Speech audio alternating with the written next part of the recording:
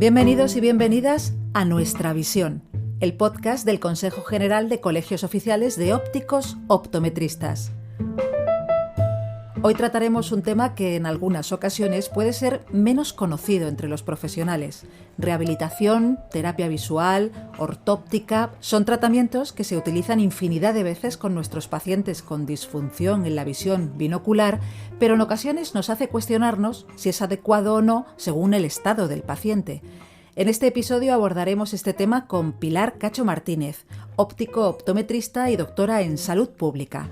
Profesora titular en la Universidad de Alicante, Pilar imparte las asignaturas de optometría basada en la evidencia y rehabilitación visual en el Máster Universitario en Optometría Avanzada y Salud Visual. Pilar nos ayudará a aclarar muchas de las cuestiones relacionadas con estos tratamientos. Hola, Pilar. Hola. Gracias por participar en Nuestra Visión. Queremos empezar por el principio, el diagnóstico de las disfunciones acomodativas y binoculares no estrábicas. Y tengo dos preguntas. ¿Qué signos clínicos son fundamentales de cada anomalía y qué pruebas son las que presentan una mejor exactitud diagnóstica? Bien, para poder diagnosticar cualquier tipo de disfunción acomodativa o binocular no estrábica, como todos sabemos, lo primero que hay que hacer es un adecuado examen de la visión binocular que siempre se realizará sobre el resultado del examen subjetivo. Sin embargo, es cierto que no todas las pruebas que conforman el examen de la visión binocular, es decir, todas las pruebas acomodativas y binoculares, son las que hay que utilizar para cada diagnóstico. De este modo, existen estudios que han analizado lo que se llama la exactitud diagnóstica, que no es más que evaluar mediante un parámetro estadístico qué pruebas son las que mejor diagnostican cada disfunción. De esta manera, aquellas pruebas que tengan esa mejor exactitud diagnóstica se pueden utilizar como los signos fundamentales de cada disfunción. De este modo, para las anomalías acomodativas, en el caso de la insuficiencia de acomodación, los signos que mejor exactitud diagnóstica tienen y que por tanto se podría hablar de que son los signos fundamentales para su diagnóstico serían la amplitud de acomodación, que va a estar disminuida, y la flexibilidad acomodativa monocular, donde el paciente va a fallar esta prueba con lentes negativas. Para el exceso de acomodación son, por un lado, la flexibilidad acomodativa monocular, donde el sujeto fallará con lentes positivas y tener una acomodación relativa positiva alta. Y en el caso de la inflexibilidad de acomodación, el signo fundamental es fallar la flexibilidad acomodativa monocular con lentes positivas y negativas. Y en el caso de las disfunciones binoculares, para todas ellas, excepto para la disfunción de emergencia fusional, el signo fundamental es el resultado del cover test, puesto que es el que nos va a decir qué valor de desviación existe tanto en visión lejana como en visión próxima. De forma más particular, en el caso de la insuficiencia de convergencia, los signos fundamentales son, además de un cover test teniendo una exoforia significativa en visión próxima, que es mayor que en visión de lejos, tener un punto próximo de convergencia alejado y fallar la flexibilidad acomodativa binocular con lentes positivas. En el caso del exceso de convergencia, los signos fundamentales serían, además de tener una endo significativa en visión cercana mayor que lejos, fallar la flexibilidad vergencial con prismas de base nasal y fallar también la flexibilidad acomodativa binocular con lentes negativas. Para todas las demás disfunciones binoculares, como insuficiencia de divergencia, exceso de divergencia, endo y exobásica y las desviaciones verticales, el cover test, como hemos dicho, será el signo fundamental para diagnosticarlas. La excepción es la disfunción de emergencia fusional, que como en ella no existe una heteroforia significativa, el signo fundamental será o bien fallar la flexibilidad vergencial con ambos prismas, base nasal o base temporal, o bien tener disminuidas las vergencias fusionales positivas y negativas. Centrándonos en las disfunciones binoculares no estrábicas, la terapia visual ortóptica, sola o combinada con lentes o prismas, resulta el tratamiento más acertado. ¿Qué terapia es más aconsejable para cada una de estas disfunciones? Pues bien, en el caso de las disfunciones oculomotoras, la terapia visual va a ser la opción a elegir con procedimientos que van a ejercitar la motilidad ocular, tales como ejercicios de seguimientos o sacádicos. En cuanto a las disfunciones acomodativas, la terapia visual es la primera opción de tratamiento para dos disfunciones. Por un lado el exceso y por otro la inflexibilidad acomodativa. En estos casos, procedimientos como el balanceo de lentes sueltas, la utilización de flippers, tablas de Hart, tarjeta Diana pueden utilizarse.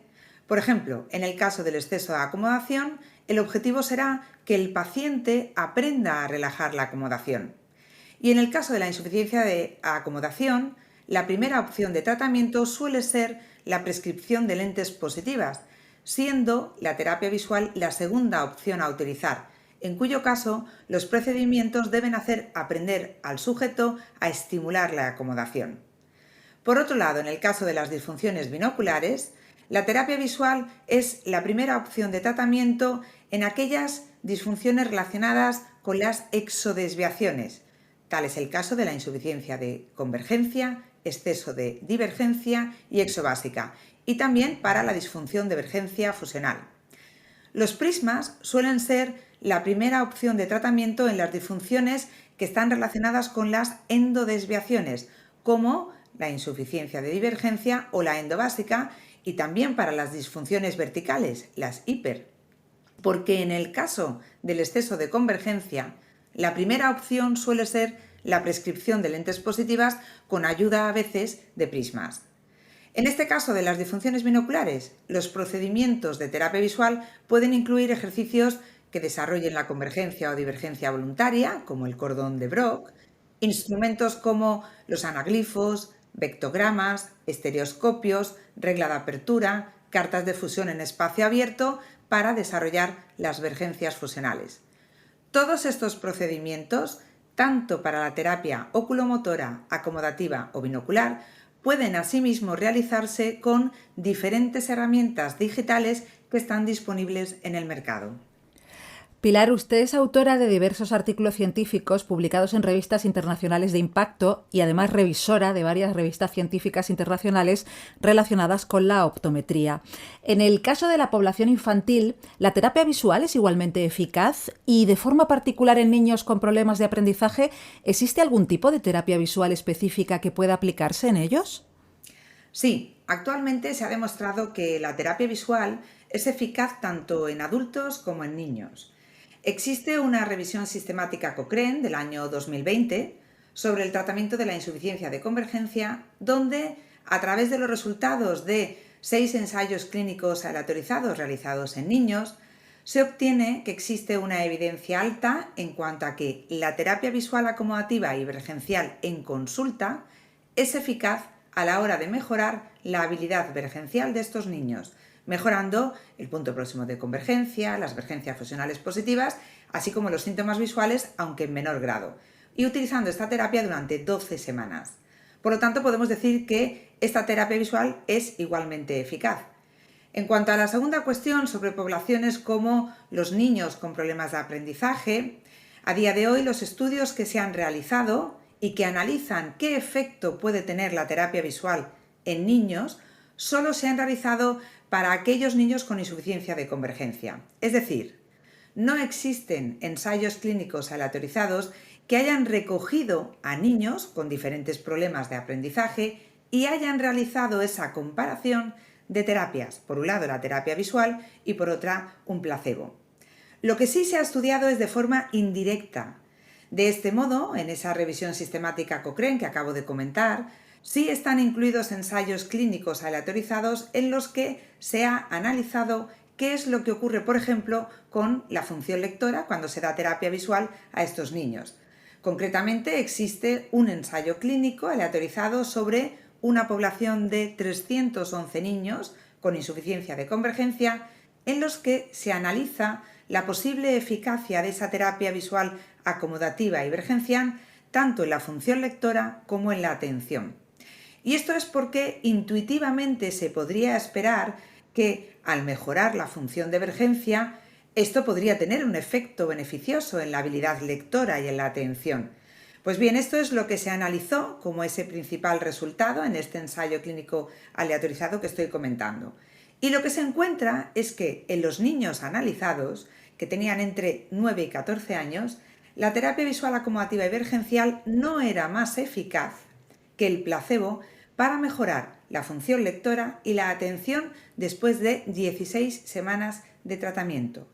En concreto, en este ensayo clínico aleatorizado se midió la función lectora y la atención mediante test estandarizados, analizando la comprensión lectora, la identificación de codificación de palabras, la fluidez de lectura oral, la comprensión de escuchar la lectura, así como la atención, no existiendo ninguna mejoría en ninguno de esos parámetros. La conclusión y la recomendación de esta revisión sistemática Cochrane, al fijarnos en estas poblaciones, es que los profesionales de la visión no debemos recomendar la terapia visual para mejorar la habilidad lectora o la atención en niños con insuficiencia de convergencia. Otra cosa es el problema visual. Por lo tanto, debe quedar muy claro que cuando hagamos terapia visual, esta se ha demostrado que funciona para tratar las disfunciones como la insuficiencia de convergencia, pero no podemos decir que vaya a mejorar ningún aspecto de las funciones que pueden influir en la mejoría de los problemas de aprendizaje. Vivimos tiempos digitales. ¿Qué papel están jugando las nuevas herramientas en estos tratamientos? Pues creo que juegan un papel muy interesante. Actualmente la terapia visual se ha digitalizado por medio de diferentes tecnologías. Existen diversas plataformas en entornos web, apps, programas informáticos que permiten realizar la terapia visual, ejercicios acomodativos, de emergencias, de motilidad ocular, etc., en un entorno digital. Muchos de ellos están basados en la gamificación, que se refiere al empleo de mecánicas de juego en entornos y aplicaciones no lúdicas con el fin de aprender, en este caso, los ejercicios de terapia visual. El empleo de estos entornos de juego permite que muchos pacientes que pudieran perder la motivación o estar menos implicados logren mejor atención a la hora de trabajar con los diferentes procedimientos de terapia visual. En este sentido, la tecnología de realidad virtual es un ejemplo de estas herramientas digitales. La realidad virtual utiliza una programación informática que permite crear entornos virtuales, simulados, en los que la persona siente estar en un ambiente en 3 dimensiones, donde también se simulan otros sentidos, realizando lo que se denomina una experiencia inmersiva.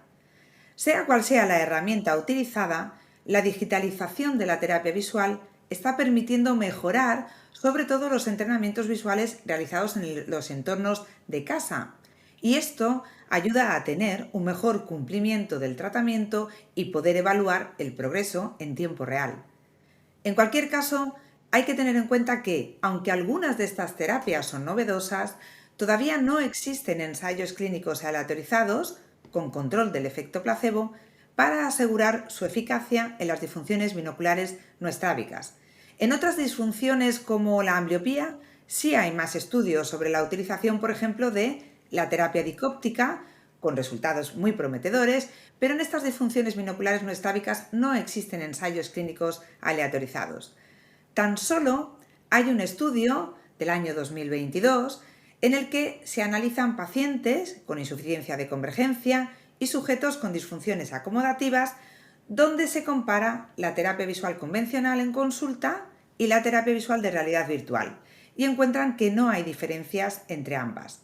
Por tanto, a día de hoy, los resultados son prometedores, pero no se puede asegurar que estas herramientas digitales sean más eficaces que la terapia visual convencional. Hablemos del uso de los prismas. ¿Por qué dentro de los tratamientos de optometría clínica su uso resulta tan controvertido entre los profesionales? Bueno, en primer lugar habría que decir que la prescripción de prismas es algo que habitualmente muchos clínicos realizan en la práctica clínica. En el marco que nos ocupa, las disfunciones binoculares no estrábicas, puesto que el uso de prismas tiene otros campos, como los casos de estrabismos o baja visión, los prismas van a ser una opción de tratamiento en las disfunciones que hemos comentado anteriormente, las relacionadas con las endodesviaciones como la insuficiencia de divergencia o la endobásica, donde se utilizarían prismas de base temporal. En ocasiones los prismas se usan como segunda opción de tratamiento en aquellas disfunciones como insuficiencia de convergencia o exobásica, cuando por cualquier cuestión no se ha realizado la terapia visual. El cálculo de estas potencias prismáticas puede realizarse mediante diversos métodos. hecho que a veces puede dificultar al clínico la potencia a prescribir. Ciertamente, uno de los principales problemas a la hora de prescribir un prisma es que el paciente tenga lo que se denomina una gran adaptación de emergencia, y eso pueda confundir a la hora de pensar que haya que ir incrementando con el tiempo esa potencia prescrita. Sin embargo, existen métodos, como la curva de disparidad de fijación de emergencias forzadas, que muestra perfectamente cómo es esa adaptación de emergencia del sujeto. De este modo, si el sujeto presenta una curva con una pendiente muy plana, querrá decir que tiene esa gran adaptación de emergencia y se puede obtener la mínima potencia prismática de esa zona plana que conforma la curva. Por otra parte, quizás lo más controvertido en cuanto a los prismas se refiera a la utilización de los denominados prismas gemelos para las disfunciones binoculares, que son prismas que se prescriben en ambos ojos con la misma potencia y la base en la misma dirección, es decir, ambos ojos base superior o ambos ojos base inferior, y que son utilizados por algunos profesionales con diferentes finalidades. Sin embargo, no existe ningún tipo de evidencia científica que avale su utilización. No existiendo ningún ensayo clínico aleatorizado, los pocos estudios existentes han encontrado que los prismas verticales gemelos no tienen ningún efecto sobre la acomodación, la visión binocular o la foria horizontal, ni tampoco generan un cambio en la postura en adultos sanos. Por lo tanto, como profesionales sanitarios, no debemos recomendar su utilización con estos fines. Para concluir, ¿cuáles son los principales retos de la terapia visual ortóptica en un futuro inmediato? En mi opinión, quizás los retos de la terapia visual ortóptica vayan encaminados a dos vertientes. Por un lado, la línea de la investigación. Existe la necesidad de seguir ahondando en el análisis de la eficacia de estos tratamientos en otras anomalías sobre las que existe menos investigación que la insuficiencia de convergencia. Y del mismo modo, deben analizarse los efectos de otras combinaciones de ejercicios visuales diferentes a los utilizados en los ensayos clínicos. Asimismo, también deberían implementarse unos protocolos de actuación basados en la evidencia científica para que todos los clínicos utilizaran de la misma forma la terapia visual en cada una de las diferentes disfunciones. Por otro lado, la segunda vertiente, que será un reto profesional, creo que estará ligada al uso de las nuevas tecnologías, donde el tratamiento se orientará hacia programas automatizados basados en inteligencia artificial y en los principios de los juegos para presentar la terapia en un entorno de realidad virtual.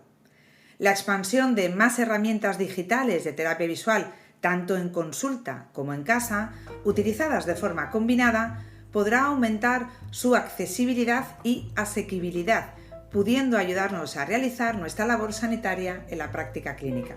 Pilar Cacho Martínez, gracias por acompañarnos en un nuevo episodio de Nuestra Visión. Muchas gracias a ustedes.